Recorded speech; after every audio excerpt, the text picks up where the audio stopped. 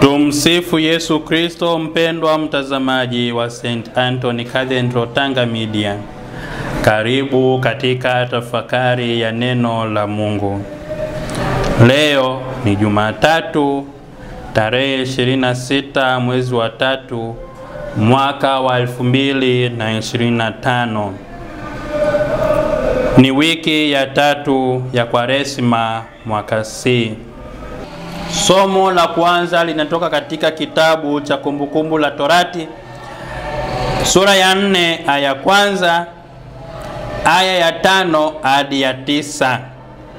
Nayo Injili takatifu inatoka katika kitabu cha Mathayo sura ya 5 aya 17 hadi ya 19. Ndugu mtazamaji, ninaamini kwamba popote pale unapopita pana sheria. Tunapokuwa manyumbani kwetu kuna sheria ambazo tunazifuata. Tunapokuwa mashuleni kuna sheria ambazo tunazifuata. Tunapokuwa katika maeneo yetu ya kazi kuna sheria ambazo tunazifuata, na hasa muda wa kuingia kazini, muda wa kutoka kazini. Kanisani vile vile kuna sheria zake.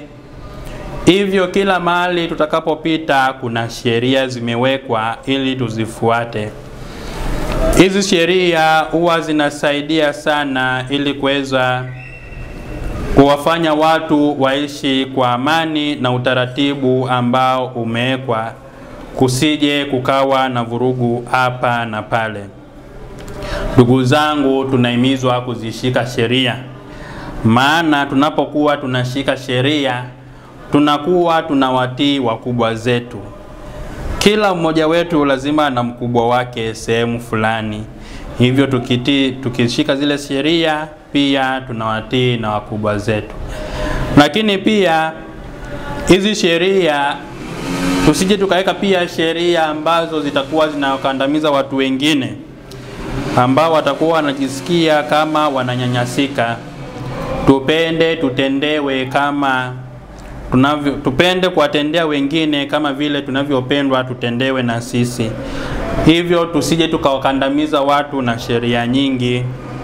Kuna sheria ambazo sio nzuri, na hasa sheria ambazo haziingiani na amri za Mungu, lakini pia sheria ambazo hazina haki za binadamu. Zile sheria ambazo zinakiuka amri za Mungu zinaweza kuwa ni potovu katika jamii. Kwa mfano, sheria za utoaji wa mimba, sheria ambazo zinakandamiza wanyonge katika vijijini vyetu, katika kanisa, ambavyo tunaona havifai, lakini kwa wengine tunaona zinafaa. Hivyo hizi sheria zitokane na amri za Mungu. Ndugu zangu, mama kanisa leo anatuomba tuweze kushika sheria za Mungu. Tunapokuwa tunashika sheria za Mungu au amri za Mungu, tunakuwa tunamtii yeye aliyetuumba na anatuweka karibu naye.